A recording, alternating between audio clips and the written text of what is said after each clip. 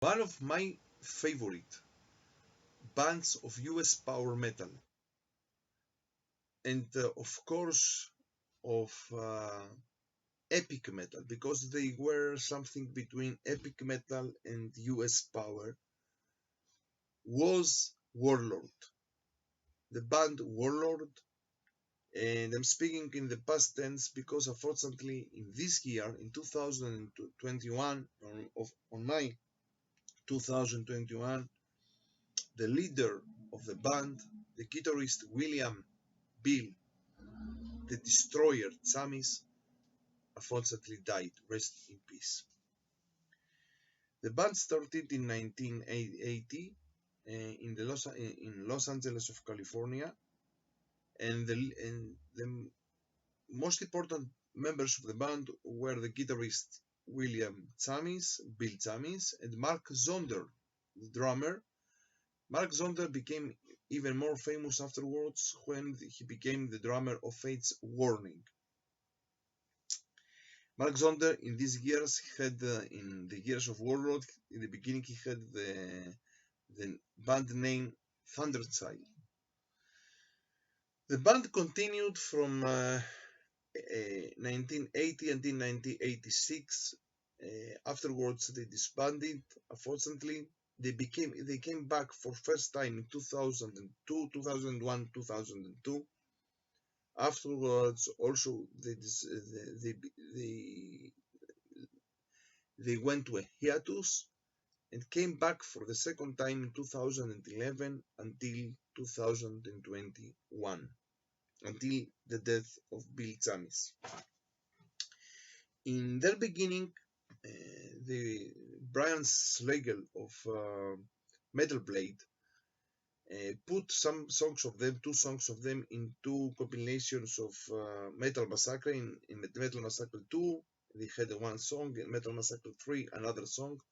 So from this way, they started to begin to be. They started to be a little bit more famous inside the United States.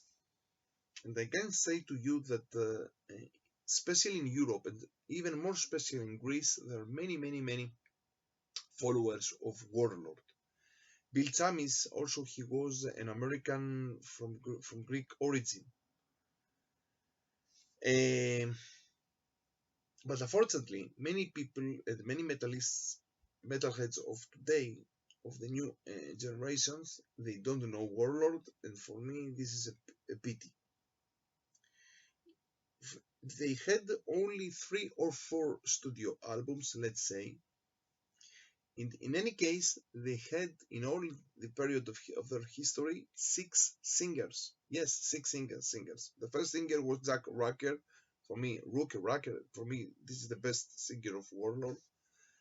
He was known by the name Damien King, and he was in the band from 1981 until 1983. Afterwards came, with him, they made the first EP or first mini album, Deliver Us. Afterwards came the singer Rick Cunningham. He was known by the name Damien King 2, the second. And he was in the band from 84 until 86. With him, they made the first debut album, or the second album, let's say, and the Cannons of Destruction have begun in 1984. In 1986, they took another singer, Rick Anderson, and he was in the band only for this year, for 86. Afterwards, the band disbanded, unfortunately. When they came back for first time in 2001 until 2002, their singer was Joachim Kantz from Hammerfall. Yes, from Hammerfall, because Hammerfall, they are very their music is very big. They have as big influence Warlord. First of all, in the first famous debut album of Hammerfall, Glory to the Brave, they made a cover song of Hammerfall, of Warlord, Child of the Damned, first of all. And secondly, the name of the band, Hammerfall, comes from a song of Warlord, Lucifer's hammer, let the hammer fall.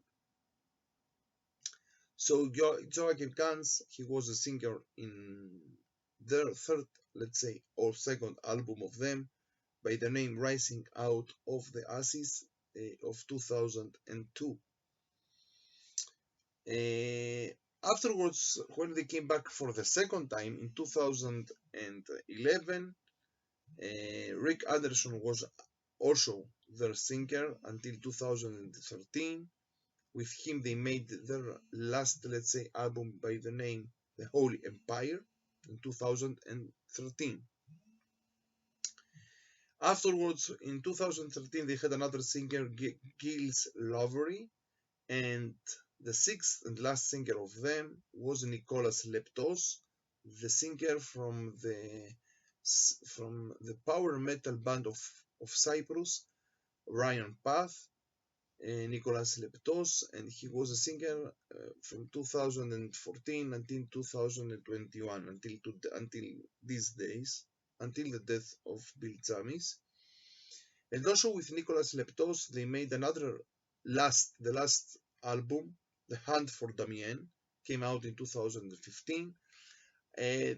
The band said that this was their last studio album, but for me it's not a studio album, it's only a compilation because they played covers of their old songs of them. So here I will not speak about this album, The Hunt for Damien. I will speak about all the other albums of them. First of all, I have to speak about two other compilations. The first compilation, the most important compilation of Warlord, came out in 1989, Best of Warlord. I have that in this tape cassette. And in 2014, the Greek Metal Hammer magazine, they made another great compilation of them, Warlord, the Ten Commandments, Warlord Through the Years, and here they put songs of all the 6 singers of them.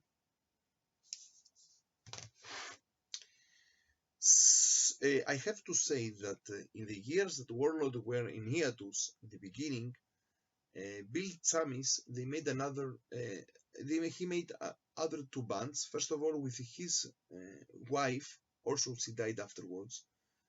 He made another band by the name Lordian Guard, and with Lordian Guard, they made with his wife. His wife was the singer of the band. They made 2 albums. The first album came out by the name Lordian Guard, came out in 1995, and the second album, Sinners in the Hands of an Angry God, came out in 1997. Afterwards, they want to make another album by the name The Holy Empire. They didn't succeed. They disbanded. Bill Zamis made another band by the name Lordian Winds. He didn't succeed with this band, and he came back with Warlord. But this is important because some of the songs in Lordian Guard, especially from their first album, afterwards became the songs of Warlord in the album Rising Out of the Ashes. Okay, here in reality I can't speak about the worst album of them. I like and love all of their albums, so this is not a worst to best really list, but I have to speak about which album I love most, and so on and so on. So for me, in the first place will come their first EP or their first mini album, Deliver Us. This is a great album. The singer here was Jack Rocker, and came out in 1983. Great album with great songs. All the songs are here great. Deliver Us from Evil, Winter Tears, Child of the Damned, Penny for a Poor Man, Black Mass, Lucifer's Hammer, Mrs. Victoria. Here everything is great, great, great. Afterwards, for me comes their second album. Some people will say this is the debut album. and the Canons of Destruction have begun. This album came out in 1984. The singer here was Rick Cunningham.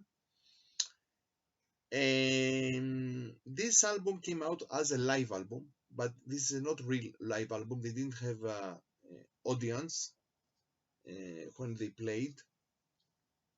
And some people, they say that afterwards in the studio they put some other guitars and some other vocals, but it's a great also album. Some of these songs here, they come from Deliver Us. For example, we have also here Lucifer's Hammer and Black Mass and Sign of the Damned and Deliver Us from Evil. But here we have also great songs as Lost and Lonely Days and the great song Aliens. And next place for me will come their the real last album of them, The Holy Empire of 2014. Let's say their fourth album. Some people would say their third album. This is not important. Here the singer was Rick Anderson.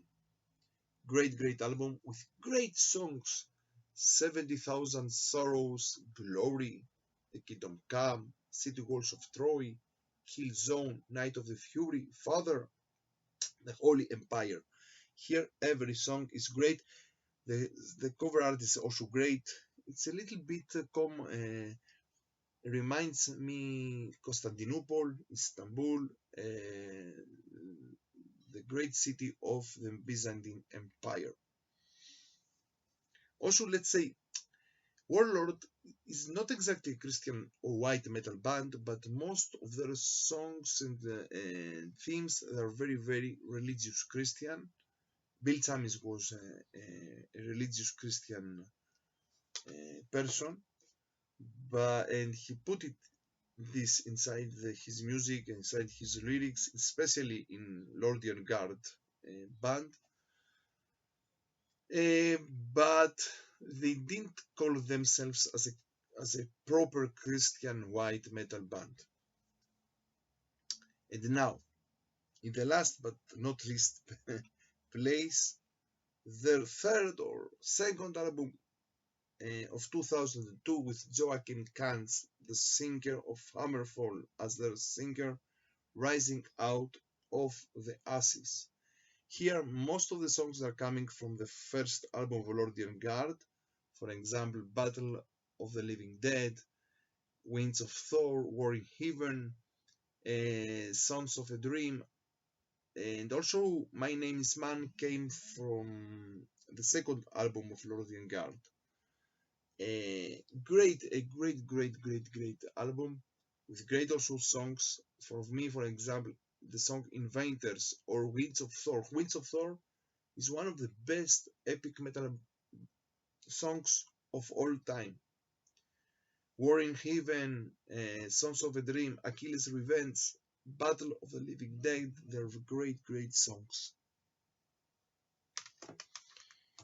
So this is about WARLORD. Unfortunately, many people they don't know them. We, the followers of WARLORD, we have in the memory of Bill Tamis, of Bill the Destroyer Tamis, to make every effort that many metalheads of today will know their legacy and their music. Here you can, in my battle vest, you can see also their sign of WARLORD of the band. As Bill Tamis said many times, to the swords, to the guns. From Israel, from Jerusalem, stay metal and stay heavy.